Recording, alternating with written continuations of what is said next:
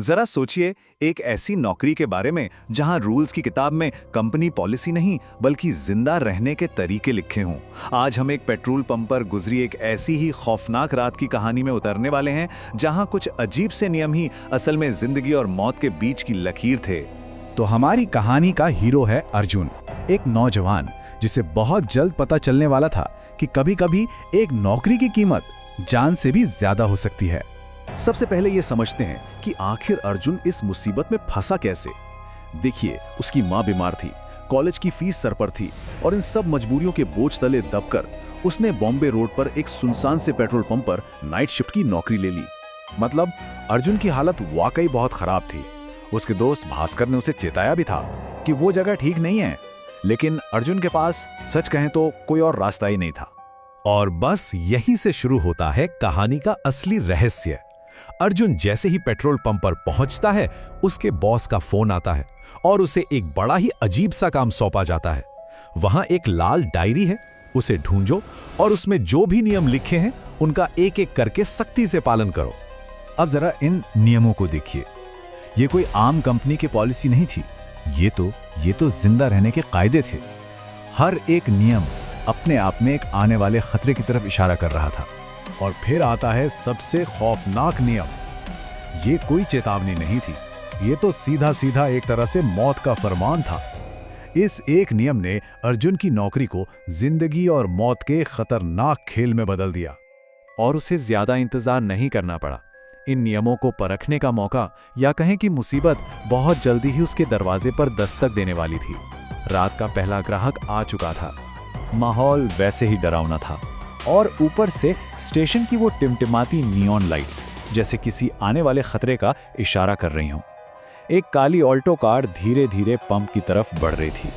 गाड़ी को देखते ही अर्जुन के दिमाग में फौरन डायरी का दूसरा नियम कौंध गया। उसके हेडलाइट्स बंद थीं। दिल तो जोरों से धड़क रहा था, पर उसने हिम्मत जुटाई और चुपचाप अपना काम किया।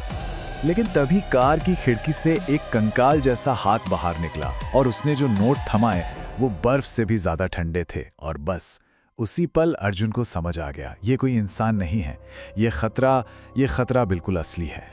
इस डरावने वाकये के बाद अर्जुन की हालत खराब हो गई। वो जैसे तैसे ऑफिस के बाथरूम तक गया और वहां उसे कुछ ऐसा मिला जिसने इस पूरी पहेली का एक हिस्सा उसके सामने लाकर रख दिया। साल 1998 का एक पुराना अखबार। और खबर पढ़ते ही अर्जुन के होश उड़ गए। ठीक रात के 3 बजे इसी जगह पर एक भयानक बस हादसा हुआ था। सारे टुकड़े अब धीरे धीरे जुड़ने लगे थे। तो जैसे ही घड़ी ने 3 बजाए, अर्जुन ने नियमों के मुताबिक खुद को ऑफिस में बंद कर लिया। सब ठीक था, लेकिन फिर इंसान की फितरत, उसकी जिज्ञासा, वही उसकी सबसे बड़ी दुश्मन बन गई। बाहर से कुछ अजीब सी आवाजें आ रही थीं और अर्जुन खुद को रोक नहीं पाया। उसने वो एक गलती कर दी जो उसे नहीं करनी थी। उसने पर्दा हटाकर बाहर झांक लिया और बस नियम टूटते ही मानो जहन्नुम के दरवाजे खुल गए। बाहर हरे आंखों वाले डरावने साए थे। वही काली ऑल्टो कार वापस आ गई और उसका हॉर्न लगातार बजने लगा, जैसे उन सायों को बुला रहा हो कि शिकार अंदर ही है। घबराकर उसने मदद के लिए फोन मिलाया, पर दूसरी तरफ से जो आवाज आई उससे सुनकर उसके पैरों तले जमीन खिसक गई। वही खौफनाक आवाज, टैंक फुल, टैंक फुल। और अर्जुन डर के मारे वहीं बेहोश हो गया। जब अर्जुन की आंख खुली तो पूरा ऑफिस तहस नहस था और तभी वहां उसके बॉस नवीन सिंह पहुंचे। अब वक्त था इस पूरी डरावनी पहेली के राज खुलने का। तो नवीन ने जो बताया वो और भी चौंकाने वाला था। ये सिर्फ भूत नहीं थे, ये तो उस एक्सीडेंट में मारे गए लोगों की आत्माएं थीं जो एक टाइम लूप में फंस गई हैं। हर रात वो अपने आखिरी सफर को दोबारा जीती हैं, क्योंकि उन्हें पता ही नहीं है कि वो मर चुकी हैं। तो वो जो डायरी के नियम थे ना, वो असल में हमारी और उनकी दुनिया के बीच एक बहुत ही नाजुक सी दीवार थे। ये नियम सिर्फ इसलिए बनाए गए थे ताकि उन आत्माओं को कभी ये याद ना आए कि उनका सफर तो कब का खत्म हो चुका है। देखिए, हर नियम का एक मतलब था और अर्जुन ने बाहर झांककर सबसे बड़ा नियम तोड़ा। उस वक्त उस पंप पर किसी को नहीं होना चाहिए था। उसने उस भ्रम को तोड़ दिया और उन आत्माओं को याद दिला दिया कि वो मर चुकी हैं। लेकिन कहानी यहीं खत्म नहीं हुई। बॉस ने एक और हैरान करने वाली बात बताई कि एक आत्मा ने अपनी किस्मत को अपना लिया है और उसने अर्जुन के लिए धन्यवाद के तौर पर एक कार की चाबी छोड़ी है। और फिर उसने अर्जुन के सामने एक ऐसा ऑफर रखा कि तनख्वाह डबल, बस उसे वापस आना होगा। और यहीं ये कहानी सिर्फ एक डरावनी कहानी ना रहकर कुछ और बन जाती है, कुछ बहुत ही गहरा और परेशान करने वाला।